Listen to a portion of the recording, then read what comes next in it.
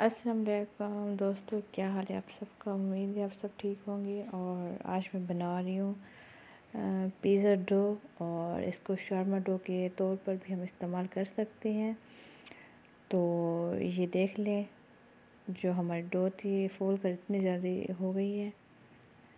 तो आप चाहें तो बाज़ार से परचेज़ कर लें।